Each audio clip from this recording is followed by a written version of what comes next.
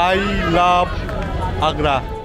আগ্রায় এসে আমি একটা জিনিসই উপলব্ধি করলাম যে আগ্রায় পর্যটকরা আসে শুধুমাত্র তাজমহল আর আগ্রা ফোর্টই দেখার জন্য, কিন্তু তাজমহল এবং আগ্রা ফোর্টের বাইরেও যে আরও বেশ কিছু টুরিস্ট স্পট আছে সেগুলো কিন্তু বেশিরভাগ পর্যটকরাই ভিজিট করে না। আপনারা অনেকেই আছেন আগ্রায় এসে শুধুমাত্র তাজমহল ও আগ্রা ফোর্ট দেখেই চলে গেছেন, কিন্তু আপনারা জানেন কি আগ্রার তাজমহল ও আগ্রা ফোর্ট ছাড়াও রয়েছে আগ্রায় আরও বেশ কিছু ভালো ভালো টুরিস্ট স্পট। এখন আমি পৌঁছে গেলাম তাজ ভিউ পয়েন্টে। দেখুন এখান থেকে তাজমহলের ভিউ। আগ্রা ভ্রমণের এই তৃতীয় পর্বে আমরা ঘুরে দেখব এবং আপনাদের ঘুরে দেখাবো আগ্রার প্রায় 10টি চেনা ও অচেনা টুরিস্ট স্পট, আর আপনারাও পেয়ে যাবেন আগ্রা সাইট সিনের একটি দুর্দান্ত কমপ্লিট ট্যুর গাইড। হ্যাঁ, আজ আগ্রার তাজমহল দিয়েই শুরু করব আজকের আগ্রা ভ্রমণ।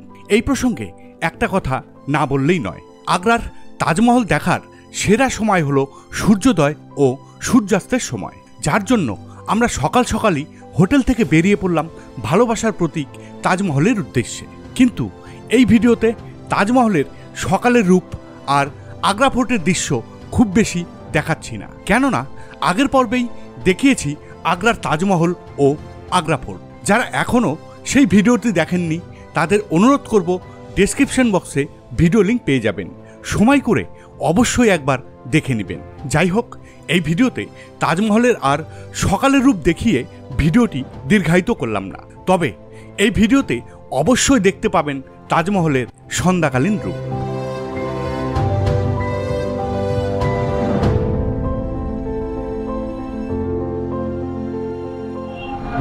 আগ্রাতে তাজমহল এবং আগ্রা ফোর্ট ছাড়াও রয়েছে আরো বেশ কিছু দুর্দান্ত টুরিস্ট স্পট। আজকে আমরা সারাদিনই ঘুরে দেখব আগ্রার সেই সমস্ত টুরিস্ট স্পটগুলি। তাহলে চলুন বেরিয়ে পড়ি আগ্রা সাইট সিনের উদ্দেশ্যে। হৃদয়ে তাজমহল ও মুঘলদের অন্দরমহল আগ্রা ফোর্ট দেখে এবার যাত্রা শুরু করলাম আমাদের আজকের পরের গন্তব্য আকবর টম্বের উদ্দেশ্যে। আপনারাও যতটা পারবেন সকাল সকাল বেরিয়ে প্রথমেই আগ্রার তাজমহল ও আগ্রা ফোর্টটি দেখে নেবেন। এই দুটো দর্শনীয় স্থান দেখতে আপনাদের সময় লাগবে কম বেশি ঘন্টা 3 মতো। আগ্রা ফোর্ট দেখে এখন আবার রওনা দিলাম অন্য একটা নতুন ডেস্টিনেশনের উদ্দেশ্যে। এখন আমাদের ডেস্টিনেশন আকবর টম্ব। আগ্রা ফোর্ট থেকে আগ্রা টম্বের দূরত্ব মাত্র 16 কিলোমিটার। তাহলে চলুন আগ্রা টম্ব। এই আমার বাম দিকে আগ্রা ফোর্ট।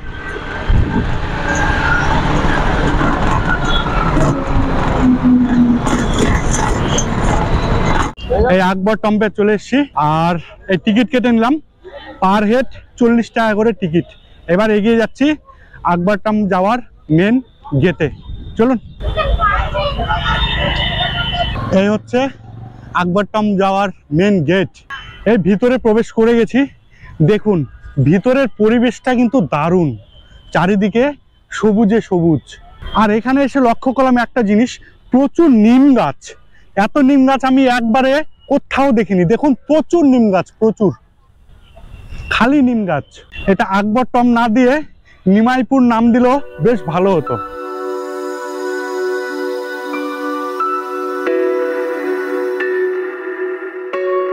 লাল বেলে পাথর দিয়ে তৈরি সম্রাট আকবরের স্মৃতির উদ্দেশ্যে তার পুত্র জাহাঙ্গীর 1613 খ্রিস্টাব্দে এই আকবরী টম্বটি নির্মাণ করেছিলেন।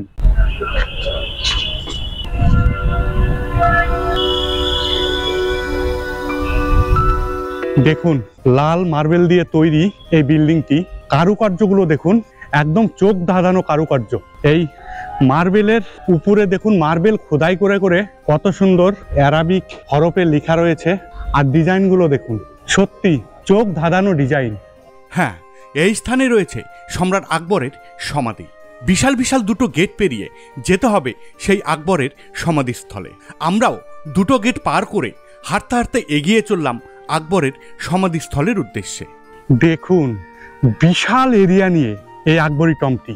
ওখানেই রয়েছে আকবরের সমাধি। আমরা এখন সেই জায়গাতেই যাচ্ছি। চলুন। রাস্তার দুই দিক দিয়ে দেখুন কত সুন্দর সুন্দর তাল গাছ এক পায়ে দাঁড়িয়ে আছে।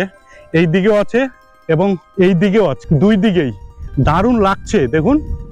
আর একদম পরিষ্কার পরিচ্ছন্ন, একদম পরিষ্কার পরিচ্ছন্ন মার্বেল বিছানো রাস্তা, দারুণ দারুণ।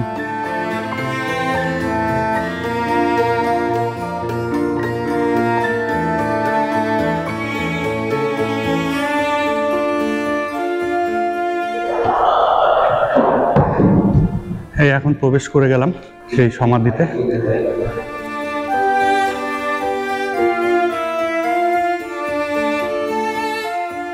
এই বিল্ডিংটি তাজমহলের থেকেও বেশি পুরনো। এখান দিয়ে দেখুন ফার্সি ভাষায় কিছু লেখা রয়েছে, যদি আমি বুঝতে পারছি না, আপনারা যদি কেউ বুঝতে পারেন তাহলে কমেন্ট করে জানাবেন কি লেখা রয়েছে। এখন একটা সরু গলির মধ্যে দিয়ে যাচ্ছি সেই সমাধি দেখার উদ্দেশ্যেই। দেখুন মানে একদম মানে নিরিবিলি, শান্ত আর পরিষ্কার পরিচ্ছন্ন। এখানে একজন ওয়াচম্যান দাঁড়িয়ে আছেন।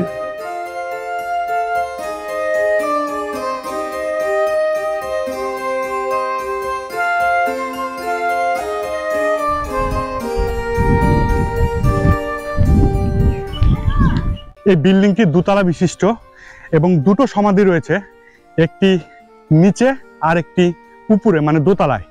নিচেরটাই হচ্ছে আসল সমাধি, যেটা আমি এখনই দেখে এলাম, কিন্তু ভিতরে সম্পূর্ণরূপে ভিডিওগ্রাফি এবং ফটোগ্রাফি নিষিদ্ধ থাকায় আপনাদের সাথে সেই দৃশ্যটি শেয়ার করতে পারলাম না। একটি সুড়ঙ্গর মধ্যে দিয়ে পৌঁছাতে হয় সেই সমাধিস্থলে, আর দোতলা যাওয়ার কোনো অনুমতি নেই, তাই দোতলা তো যেতে পারলাম না। এবার আমরা বেরিয়ে যাচ্ছি অন্য ডেস্টিনেশনের উদ্দেশ্যে। এই আকবর টম্ব দেখতে মোটামুটি আধা ঘন্টার মতো টাইম লাগবে। আধা ঘন্টা টাইম দিলেই যথেষ্ট। সেরকম কিছুই নেই, একটা সমাধি আছে, আকবরের যে সমাধি আছে সেটাই এখানে দেখার বিষয়। আর বিল্ডিংটা বেশ ভালো, অনেক কারুকার্য রয়েছে। চলুন তাহলে নতুন গন্তব্যে। আগ্রা ফোর্ট থেকে প্রায় 16 কিলোমিটার দূরে এই আকবর টম্বটি অবস্থিত। যারা প্ল্যান করবেন আগ্রা থেকে মথুরা যাবেন, আমি বলবো মথুরা যাওয়ার পথেও কিন্তু আপনারা এটা দেখে নিতে পারেন। তাই বলবো যারা আগ্রা থেকে মথুরা যাবেন, মথুরা যাওয়ার পথেও এই স্পটটি ভিজিট করে যেতে পারেন। এই আকবর টম্বটি সূর্যোদয় থেকে সূর্যাস্ত পর্যন্ত খোলা থাকে। আপনারা এই টাইমের মধ্যে এলে ভালোভাবে ভিজিট করতে পারবেন। আকবর টম্ব দেখে এখন আমরা রওনা দিলাম গুরু কি তালের উদ্দেশ্যে। আকবর টম্ব থেকে গুরু কি তালের দূরত্ব প্রায় 2 কিলোমিটারের মতো। তাহলে চলুন গুরু কি তাল। এই চলে এসছি গুরু কি তালে।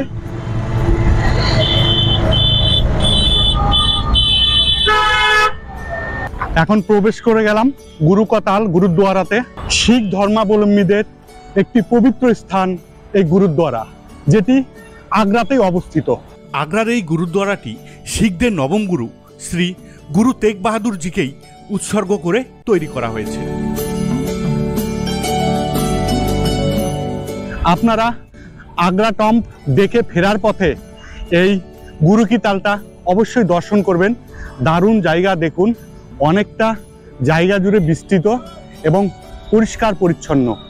আপনারা আগ্রা বেড়াতে এলে অবশ্যই কিন্তু এই গুরুদ্বারাতে আসবেন। খুব ভালো জায়গা। গুরুদ্বারের ভিতরে যে প্রার্থনাশালাটা রয়েছে সেখানে বসে থাকতে বেশ ভালো লাগবে। আর ভিতরে কিন্তু সম্পূর্ণরূপে ভিডিওগ্রাফি বন্ধ, তবে ফটোগ্রাফি করার অ্যালাউ আছে। আর এখানে ভোগও নিতে পারেন, যদি দুপুর টাইমে আসেন এখানে ভোগও খেতে পারেন। আমরা খেলাম ভোগ একদম সম্পূর্ণ বিনামূল্যে। এই গুরুদ্বারাতে একটা জিনিস খুবই ভালো লাগলো, যে আমরা যখন মন্দিরে প্রবেশ করছিলাম তখন আমাদের জুতোগুলো খুলে রেখে তারপর মন্দিরে প্রবেশ করতে হয়েছিল। আর জুতোগুলো যখন আমরা কালেক্ট করলাম সেই জুতো রাখার নির্দিষ্ট স্থান থেকে, সেখানে দেখলাম জুতো দেওয়ার সময় প্রত্যেকের জুতোই পরিষ্কার করে করে তারপরে জুতোগুলো দিচ্ছে। সত্যি ইনারা যা পুণ্যি করছে ভাবাই যাবে না। এবার আমরা যাব অন্য এক নতুন গন্তব্যে। চলুন। আমাদের এবারের গন্তব্য চিনিকা রোজা। এই গুরুতাল থেকে মাত্র 8 কিলোমিটার দূরে অবস্থিত। তাহলে চলুন চিনিকা রোজা। আগ্রায় দেখার মতো আরেকটি ঐতিহাসিক স্থান হলো চিনিকা রোজা, যা আসলে যমুনা নদীর তীরে অগণিত রঙের মেলবন্ধনে 1635 খ্রিস্টাব্দে নির্মাণ করা হয়েছিল। গুরুকা তাল থেকে চিনিকা রোজা যাওয়ার পথেই পড়বে ইতমাত উদ্দৌলা। তাহলে চলুন এবার এই টুরিস্ট স্পটটাও আমরা ভিজিট করি। এই স্থাপত্যটি তাজমহল থেকে অনুপ্রাণিত হয়ে 1628 খ্রিস্টাব্দে জাহাঙ্গীরের স্ত্রী নূরজাহান নির্মাণ করেছিলেন। তাই তো এই স্থাপত্যকে আবার বেবি তাজও বলা হয়। ইতমাত উদ্দৌলাতে ঢোকার জন্য সেই একই নিয়ম, এই 30 টাকা দিয়ে আবার টিকিট কেটে নিতে হলো। দেখুন এখানে বোর্ডে লিস্ট দিয়ে দিয়েছে কোন কোন জিনিস ভিতরে অ্যালাউড নেই। তাহলে চলুন এবার আমরা ভিতরে ঢুকবো আর ঘুরে ঘুরে সমস্ত কিছু দেখে নিব। এটি হচ্ছে ইতমাত উদ্দৌলা সমাধির মেইন গেট। দেখুন লাল মার্বেল পাথর দিয়ে তৈরি এই ইতমাত উদ্দৌলার সমাধিটি। জাহাঙ্গীর স্ত্রী নূরজাহান তার পিতা গিয়াসউদ্দিনের জন্য এই ইতমাত উদ্দৌলার সমাধিটি 1628 সালে নির্মাণ করেছিলেন। দেখুন অসাধারণ কারুকার্য এবং লাল বেলে পাথরের মধ্যে সাদা মার্বেল পাথর দিয়ে এই সমাধিস্থলটি তৈরি করেছিলেন।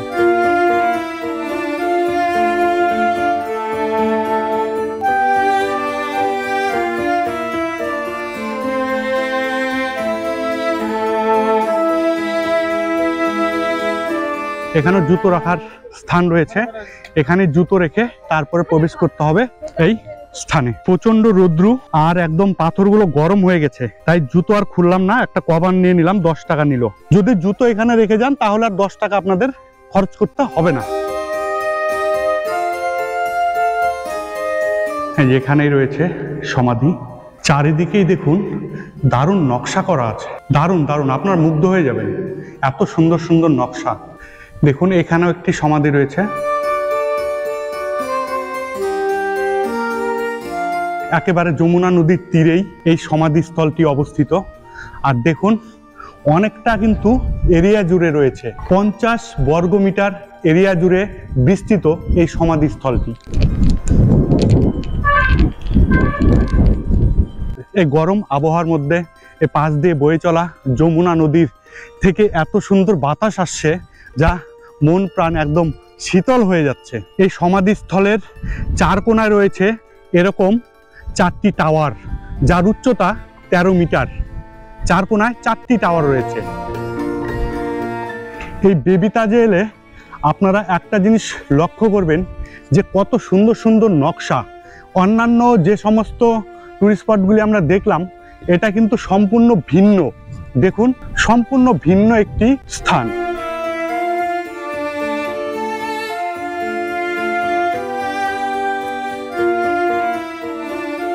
আগ্রায় এসে আমি একটা জিনিসই উপলব্ধি করলাম যে আগ্রায় পর্যটকরা আসে শুধুমাত্র তাজমহল আর আগ্রা ফোর্টই দেখার জন্য, কিন্তু তাজমহল এবং আগ্রা ফোর্টের বাইরেও যে আরও বেশ কিছু টুরিস্ট স্পট আছে সেগুলো কিন্তু বেশিরভাগ পর্যটকরাই ভিজিট করে না। আমরা কিন্তু ভিজিট করছি। আর একটা জিনিস আমি লক্ষ্য করলাম, আগ্রা তাজমহলের যে ভিড় থাকে তার 10%ও ভিড় অন্যান্য টুরিস্ট স্পটে থাকে না। দেখুন এই সমস্ত টুরিস্ট স্পটগুলি একদমই ফাঁকা, যেখানে আগ্রা ফোর্ট এবং তাজমহলে গিজগিজ করছে পর্যটকদের ভিড়ে।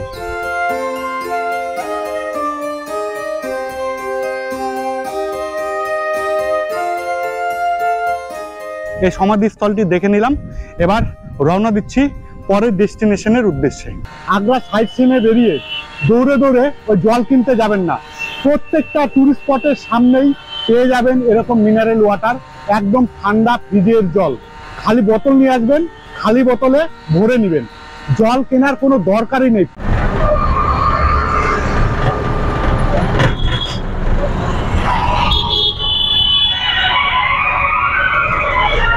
ইতমাত উদ্দৌলা সমাধি দেখে এখন আমরা রওনা দিলাম চিনিকা রোজার উদ্দেশ্যে। ইতমাত উদ্দৌলা সমাধি থেকে চিনিকা রোজার দূরত্ব প্রায় 1.5 কিলোমিটারের মতো, যেতে সময় লাগবে মোটামুটি এই 4-5 মিনিটের মতো। তাহলে চলুন চিনিকা রোজা। এই হচ্ছে চিনিকা রোজা। দেখুন গেট বন্ধ আছে দুপুর বেলাতে। এই সব জায়গাতেও কিন্তু টুরিস্টরা খুব কম আসে। আমরা বললাম তাই খুলে দিল। দেখুন একটাও টুরিস্ট নেই, শুধুমাত্র আমি একা এখানে ঘুরে বেড়াচ্ছি। এটি হচ্ছে চিনিকা রোজা, সম্রাট শাহজাহানের দরবারের বিশিষ্ট মন্ত্রী ছিলেন শকুরুল্লাহ খান। সেই শকুরুল্লাহ খানের সমাধি রয়েছে এই স্থানে, তাই এই জায়গাটির নাম হয়েছে চিনিকা রওজা। আর এই স্থানটি শাহজাহান তৈরি করেছিলেন 1635 খ্রিস্টাব্দে। আর দেখুন, এই যমুনা নদীর পাড়েই এই স্থানটি অবস্থিত।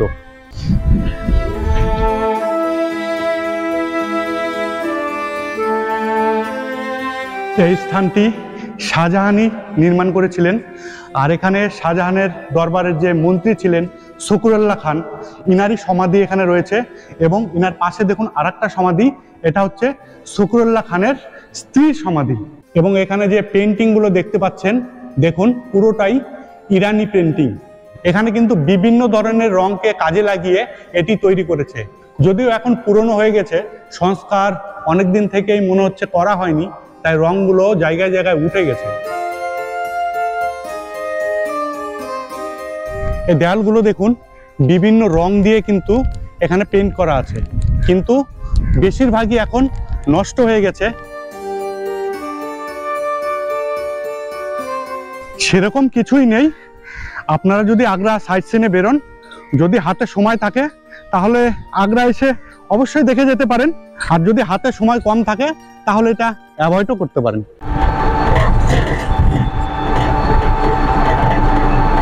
চিনিকা রওজা দেখে এখন আমরা রওনা দিলাম মেহতাব বাগের উদ্দেশ্যে। চিনিকা রওজা থেকে মেহতাব বাগের দূরত্ব প্রায় 3.5 কিলোমিটারের মতো। তাহলে চলুন মেহতাব বাগ।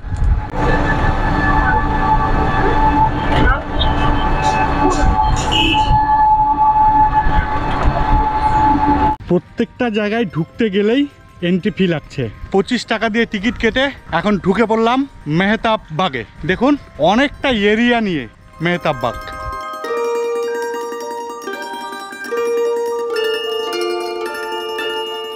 যারা সবুজ পরিবেশ প্রকৃতি পছন্দ করেন তাদের এই জায়গাটি কিন্তু খুবই ভালো লাগবে।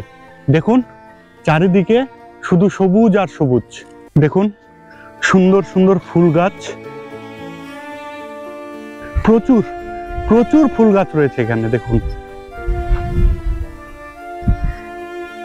এগুলো যে কি ফুল আমি ঠিক বুঝতে পারছি না। আপনারা যদি এই ফুলের নাম জানেন তাহলে অবশ্যই কমেন্টে লিখে জানাবেন যে এই ফুলের নামটা কি। দেখুন ফুলগুলো বেশ ভালো লাগছে, ছোট ছোট থোকা থোকা ফুল। আর দেখুন প্রচুর ফুল গাছ আর একদম সবুজ আর সবুজ। আর এই যে তাজমহল, চলুন তাজ ভিউ পয়েন্ট থেকে দেখি তাজমহলের ভিউ কতটা সুন্দর লাগছে। আমি এখন অবস্থান করছি মেহতাব বাগে। আর এই দেখুন পিছনে যমুনা নদী, আর যমুনা নদীর ঠিক ওপারেই দাঁড়িয়ে রয়েছে স্বমহিমায় তাজমহল।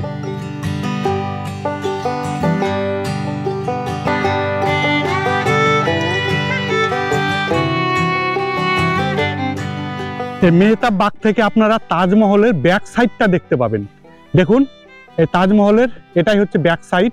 আর এইদিকে হচ্ছে মেহমান ভবন, আর এইদিকে হচ্ছে মসজিদ। আর এই মেহতাব বাগ আর এই তাজমহলকে ডিভাইড করেছে এই যমুনা নদী।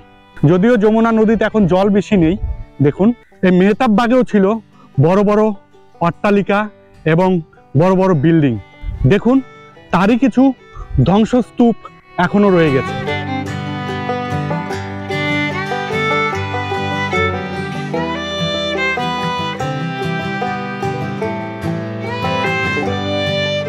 কুরআনে যে 4টি বাগানের কথা বর্ণিত আছে সেখান থেকে অনুপ্রাণিত হয়ে এই চতুর্ভুজ আকারে এই বাগটি তৈরি করা হয়েছিল। আর এই স্থান থেকে জ্যোৎস্নার আলোতে খুব সুন্দর তাজমহলের ভিউ পাওয়া যায়। সম্রাট শাহজাহান জ্যোৎস্নার আলোতে এখান থেকেই তাজমহলের ভিউ উপভোগ করতেন। দেখুন এই বাগ থেকে তাজমহলের ব্যাক সাইডের ভিউ। আপনারা যদি আগ্রা ভ্রমণে আসেন অবশ্যই কিন্তু এই মেহতাব বাগে এসে তাজ ভিউ পয়েন্ট থেকে তাজের ব্যাক সাইড ভিউ অবশ্যই উপভোগ করবেন। এই চতুর্ভুজ আকৃতির মেহতাব বাগটি দেখুন অনেকটা জায়গা জুড়ে বিস্তৃত। আপনারা যদি এই মেহতাব বাগে বিকেলবেলা আসেন তাহলে আমি 100% গ্যারান্টি দিয়ে বলতে পারি আপনাদের এই জায়গাটি ভালো লাগবেই লাগবে। দেখুন চারিদিকে শুধু সবুজ আর সবুজ, খুবই ভালো লাগবে। কিন্তু আমরা এসেছি দুপুরবেলা, এমনিতেই হট ওয়েদার আর প্রচণ্ড গরম, এর মধ্যে এই বাগের মধ্যে দিয়ে ঘুরে বেড়াচ্ছি। গরম লাগছে প্রচণ্ড, জায়গাটা ভালো লাগছে কিন্তু গরমের জন্য অতটা উপভোগ করতে পারলাম না এই মেহতাব বাগটি। এই স্থানটি হচ্ছে এই বাগের একদম কেন্দ্রীয় স্থান। দেখুন এখানে একটি ফোয়ারা রয়েছে, মনে হয় না এই ফোয়ারাটা কোনোদিন চলে। যাই হোক, তবে আমার কিন্তু এই বাগটি খুব ভালো লাগলো। আপনারা আগ্রা এলে অবশ্যই আসবেন। আগ্রা সাইট সিনে বেরিয়ে যতগুলো স্পটে গেলাম, প্রত্যেকটি স্পটেই কিন্তু মাইক্রোফোন নিয়ে ভিতরে অ্যালাউ করছে না, কিন্তু ভিডিও ক্যামেরা নিয়ে অ্যালাউ করছে। আমি বুঝতে পারলাম না এটা, যে মাইক্রোফোনে কথা বলা যাবে না, তাহলে ভিডিও ক্যামেরাও তো সাউন্ড ক্যাপচার করে, তাহলে সেটা অ্যালাউ করছে আর মাইক্রোফোন অ্যালাউ করছে না। সেটা আমার মাথায় ঠিক ঢুকলো না। আমি বুঝতে পারলাম না কেন ভিডিও ক্যামেরা অ্যালাউ করছে আর ভিডিও ক্যামেরাতেও কিন্তু সাউন্ড ক্যাপচার করে, শুধুমাত্র মাইক্রোফোনটাই অ্যালাউ করছে না। আমি এখন পর্যন্ত ভাবছি যে এটা কেন করছে। যদি আপনাদের এর উত্তর থাকে অবশ্যই কমেন্টে জানাবেন। যমুনা নদীর উপর জোড়া ব্রিজ। মেহতাব বাগে প্রায় 45 মিনিটের মতো আমরা সময় কাটালাম। এবার রওনা দিলাম আরেকটি গন্তব্যের উদ্দেশ্যে, সেটি হচ্ছে জামা মসজিদ। মেহতাব বাগ থেকে জামা মসজিদের দূরত্ব প্রায় 4 কিলোমিটারের মতো। আমরা এখন রওনা দিয়েছি সেই জামা মসজিদের উদ্দেশ্যেই। তাহলে চলুন, এই এখন আমরা যমুনা নদী পার করছি।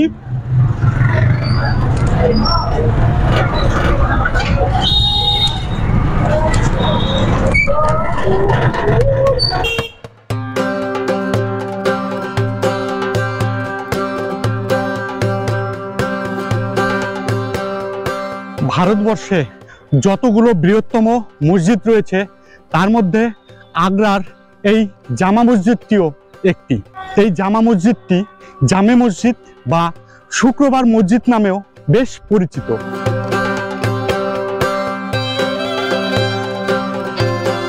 এই মসজিদের কেন্দ্রস্থলে দেখুন রয়েছে একটা পুকুরের মতো, আর জলও রয়েছে। আর দেখুন জলগুলো সবুজ কালারের জল। নামাজ পড়ার আগে এই পুকুর থেকেই মুসলিম ধর্মাবলম্বী যারা নামাজ পড়তে যান তারা কিন্তু এই পুকুরেই হাত মুখ ধুয়ে পবিত্র হয়ে তারপরে নামাজ পড়তে ভেতরে যান।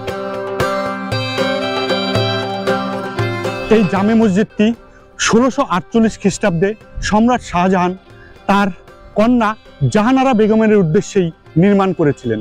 দেখুন অনেকটা জায়গা জুড়ে বিস্তৃত এই মসজিদটি, এবং ভারতবর্ষে যতগুলো বড় বড় মসজিদ আছে তার মধ্যে আগ্রার এই জামে মসজিদটিও অন্যতম।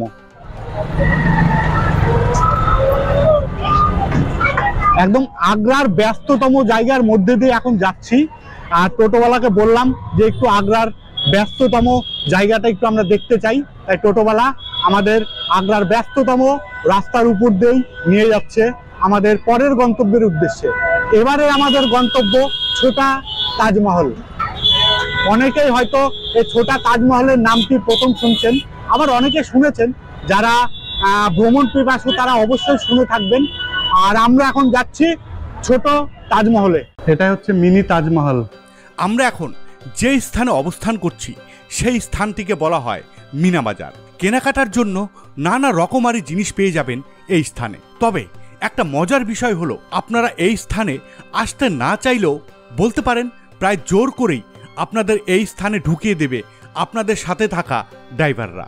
তবে এই স্থান সম্পর্কে একটাই কথা বলবো, আপনারা যদি এই স্থান থেকে কোনো কিছু কিনতেই চান তবে একা একা গিয়ে কিনুন। যদি ড্রাইভারদের থ্রুতে কিনেন তাহলে কিন্তু আপনাদের কেনাকাটার উপর কিছু পার্সেন্টেজ ওই সব ড্রাইভারদের পকেটেই চলে যাবে। এই বিষয়গুলো অবশ্যই মাথায় রাখবেন।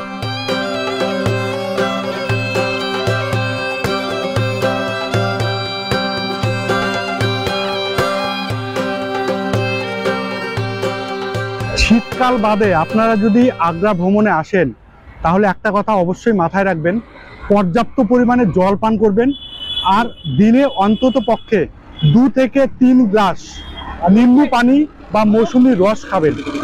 তাহলেই ডিহাইড্রেশনের হাত থেকে কিছুটা হলেও রক্ষা পাবেন, না হলে কিন্তু খুব সমস্যা, প্রচণ্ড গরম।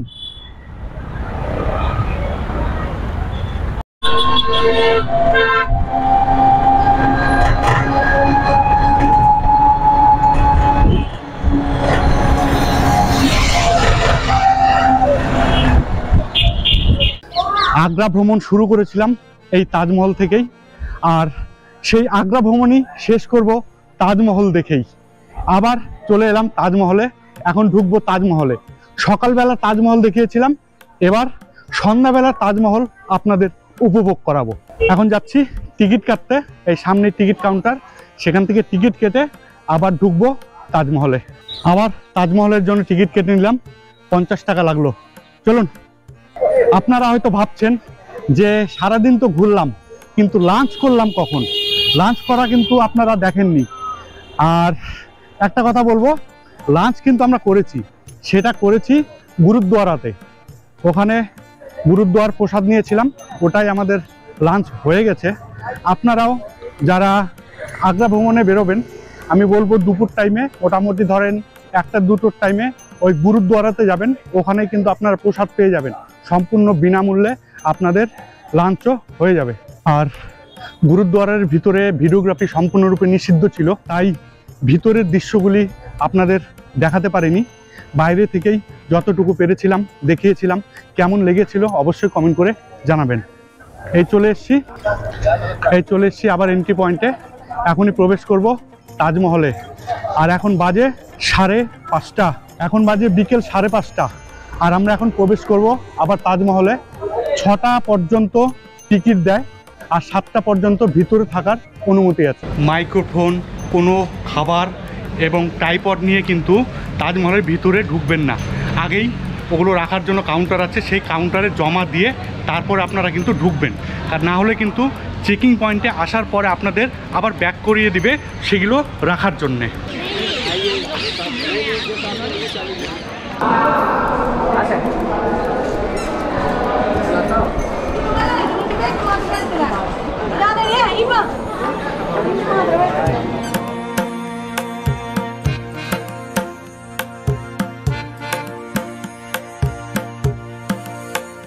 এখন বাজে সন্ধ্যা 6:45। দেখুন 6:45তেও তাজমহল চত্বরে দেখুন কতটা ভিড়। এই সামনের যে প্যালেসটা দেখতে পাচ্ছেন, এটা হচ্ছে ওয়াটার প্যালেস বা জলমহল। 1631 সালে মাত্র 39 বছর বয়সে চতুর্দশ কন্যা জন্মদানের সময়ই মমতাজ এই পৃথিবী থেকে চিরবিদায় নিয়েছিলেন। আমরা প্রায় সকলেই জানি মুঘল সম্রাট শাহজাহান তার দ্বিতীয় স্ত্রী মমতাজের স্মৃতির উদ্দেশ্যেই এই ভালোবাসার প্রতীক এই তাজমহলটি নির্মাণ করেছিলেন। সত্যিই কি এই তাজমহলটি ভালোবাসার প্রতীক? যদি এই তাজমহলটি ভালোবাসার প্রতীকই হবে, তবে কেন মাত্র 39 বছর বয়সে মমতাজের গর্ভে 14টি সন্তান এসেছিল? সহজভাবে বলতে গেলে প্রায় 1-1.5 বছর অন্তর অন্তরই একটি করে সন্তানের জন্ম দিয়েছিলেন সম্রাট শাহজাহানের প্রিয় পত্নী মমতাজ। আর মাত্র 39 বছর বয়সেই মমতাজ তার চতুর্দশ কন্যার জন্মদানের সময় এই পৃথিবী থেকে চিরবিদায় নিয়েছিলেন। এছাড়াও আরেকটি প্রশ্ন আমার মাথায় খুবই ঘুরপাক খাচ্ছে। ভালোবাসার প্রতীক হিসেবে মমতাজের স্মৃতির উদ্দেশ্যেই যদি এই তাজমহলটি নির্মাণ করা হয়ে থাকে, তাহলে কেন মমতাজের মৃত্যুর পর সম্রাট শাহজাহান আবার বিয়ে করেছিলেন? প্রশ্নটা আপনাদের উপরেই ছেড়ে দিলাম। কমেন্ট বক্সে অবশ্যই উত্তরটা জানা থাকলে জানাবেন। এখন বাজে সন্ধ্যা 7টা, আর 7টার সময় এই তাজমহলের ভিউ দেখুন। এই তাজমহলের 4 কোণায় 4টি মিনার রয়েছে, এবং এই মিনারগুলো কিন্তু অনেকটা দূরে রয়েছে। এই জন্যই দূরে রেখেছে যে যদি কোনো কারণে প্রাকৃতিক বিপর্যয় হয়, তাহলে মিনারগুলো ভেঙে যেন এই তাজমহলের কোনো ক্ষতি করতে না পারে। এই জন্যই মিনারগুলো তাজমহল থেকে অনেকটা দূরে তৈরি করেছে। এই সব জায়গা দিয়ে কিন্তু বড় বড় গাছ ছিল, ফুলের গাছ ছিল, আর কিন্তু প্রচুর ফোয়ারা ছিল। এখন কিন্তু কিচ্ছু নেই, দেখুন একটা ফোয়ারাও নেই, জলও নেই, এবং কোনো ফুলের গাছও নেই। এখন বাজে 7:10। দেখুন এখনও কিন্তু অন্ধকার হয়ে যায়নি।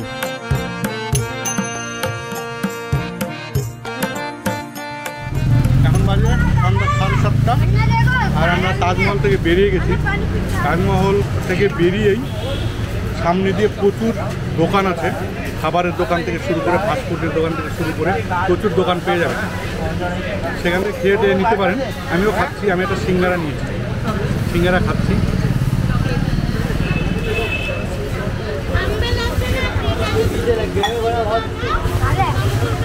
সন্ধ্যাবেলা আগ্রা মার্কেটটা একটু হেঁটে হেঁটে ঘুরে দেখছি, আর দেখি কিছু কেনাকাটা যায় কিনা। তবে কিছু জিনিস কিনলাম, তবে এখানে কিন্তু প্রচুর দাম বেশি চায়।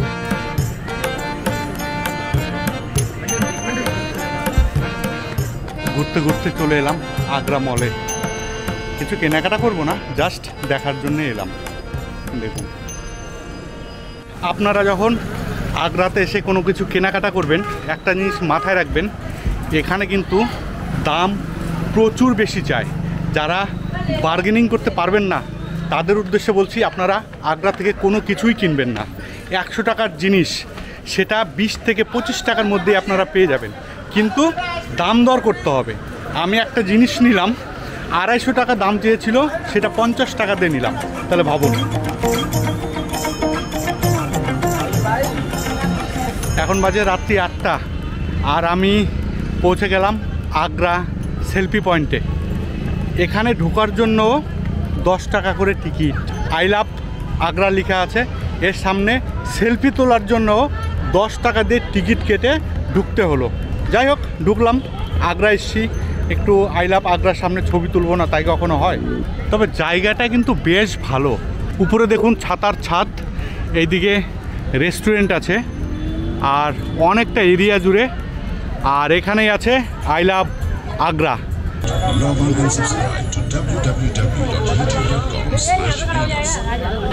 আই লাভ আগ্রা, দারুণ দারুণ লাগবে। আপনারা আগ্রা এলে রাত্রিবেলাতে অবশ্যই এখানে আসুন, 1-1.5 ঘন্টা এখানে সময় কাটান, বেশ ভালো লাগবে। রাত্রি 12টা পর্যন্ত এই স্পটটি খোলা থাকে, আপনারা অবশ্যই আসবেন, খুব ভালো লাগবে। দেখুন চারিদিকে প্রচুর খোলামেলা জায়গা।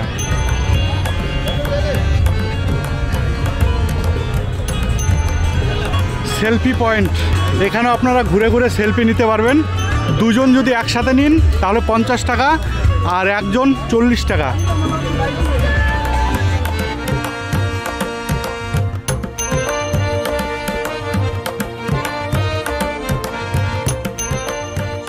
আমরা আগ্রাতে এই হোটেল জলসাতেই উঠেছি। এই হোটেলে আমাদের খরচ পড়ছে পার নাইট 850 টাকা, তাও আবার 3 স্টার হোটেল ডিলাক্স রুম। ভাবতে পারছেন এত কমে 3 স্টার হোটেলে ডিলাক্স রুম। আপনারা যদি এই হোটেলে থাকেন, এখান থেকে কিন্তু তাজমহল খুব কাছে। আর দেখুন এখন বাজে রাত্রি 9:30। দেখুন হোটেলের সামনে কতটা জাঁকজমক। আর এই হোটেলের আশপাশ দিয়েই প্রচুর দোকান আছে, প্রচুর হোটেল আছে, আপনারা আসতে পারেন। আর এর লোকেশনটা আমি বলে দিচ্ছি, এই হোটেলের লোকেশন হচ্ছে তাজনগরী। আমি এই হোটেলের মোবাইল নাম্বার ডেসক্রিপশন বক্সে দিয়ে দিয়েছি, প্রয়োজনে আপনারা দেখে নিতে পারেন।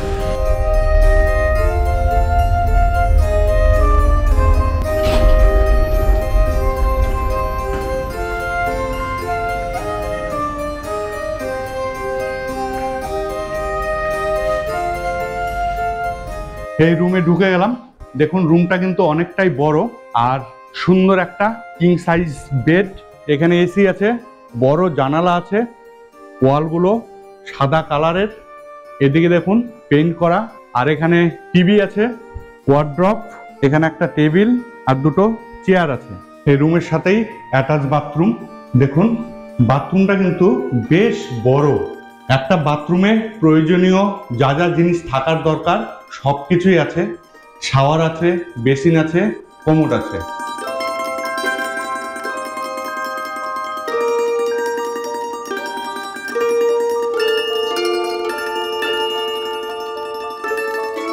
আগামীকাল আমরা বেরোবো ফতেপুর সিক্রির উদ্দেশ্যে। সেই ভিডিও নিয়ে আসছি শীঘ্রই। পরের ভিডিওর নোটিফিকেশান সবার প্রথম পেতে এক্ষুনি আমাদের চ্যানেলটি সাবস্ক্রাইব করে পাশের নোটিফিকেশন বেল বাটনটি অন করে রাখুন। Tata, bye bye.